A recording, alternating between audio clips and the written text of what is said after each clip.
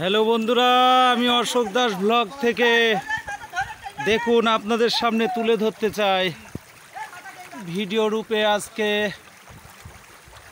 আপনারা দেখতে থাকুন কত মাছ খাবেন বলেন।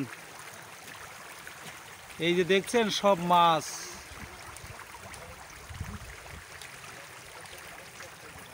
দেখতে পাচ্ছেন অশোক দাস ব্লগে।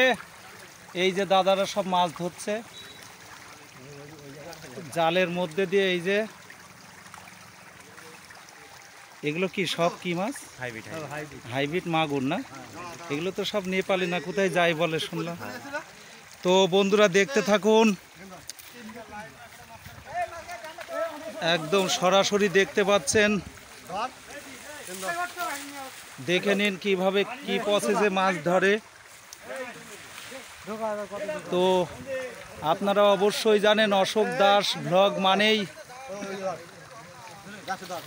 এই ধরনের ভিডিও আপনাদের সামনে তুলে ধরে। তো দেখে নিন, এই যে সব মাছ আর মাছ। কত মাছ খাবেন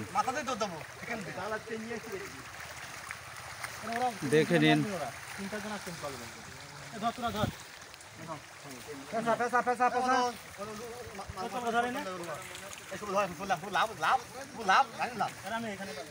হ্যাঁ, আর একদিন আপনাদের সামনে তুলে ধরেছিলাম। আপনারা জানেন অবশ্যই এই মাছ সব নেপালে চলে যায়। নেপালে দেখছেন মাছ সব খেলছে কেমন।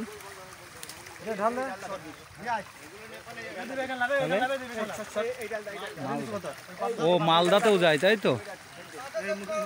সাইজ কেমন হবে মাছের?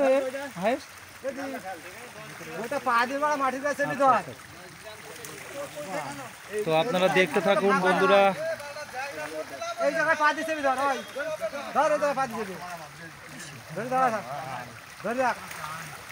জালের মধ্যে সব মাছ।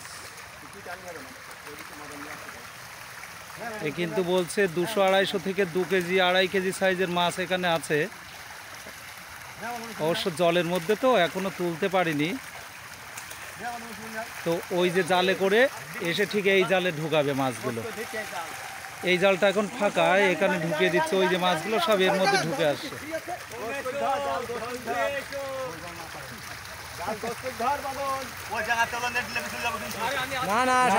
আছে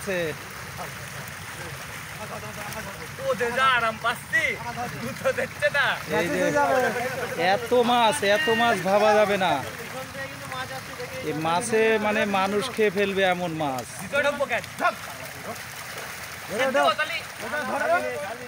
সরাসরি দেখে নিন অশোক দাস ব্লগে।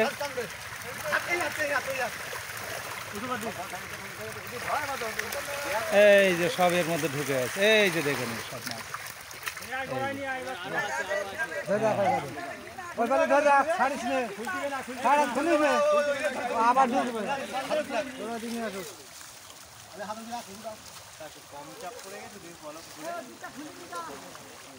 এই টোটালি এটা চাষের ভেড়ি। মাছ চাষি দাদারা এখানে মাছের চাষ করেন। এখানে এই যে এদিকে সব ডুবে গেছে অবশ্য। হ্যাঁ, এই সব এই দাদাদেরই পুকুর, এগুলো সব ভেড়ির মাছের চাষ হয়। এই যে এরা মাছের আনন্দে দেখেন মারপিট করছে। এর আবার বলছে দেখি এই খোকা একটা মাছ ধরতো দেখে। কি বলছিস? একটা মাছ ধরতো বাবা। ওই মালটা ধর, বড়টা। এই যে দেখে নিন, এই যে সরি মাছ দেখে নিন বন্ধুরা। এই যে একেবারে, এ তো ছোট, এর ভেতরে আরো বড় রয়েছে সব। তো প্রসেসটা দেখে নিন কিভাবে জাল ফেলতে হয় নদীতে, এই ভেড়িতে।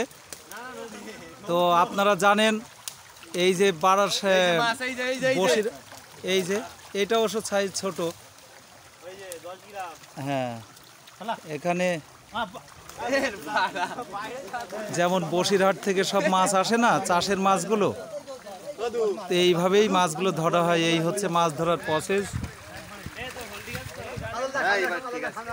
জালের সাহায্যে জাল ফেলার পরে সব দাদারা টেনে নিয়ে এসে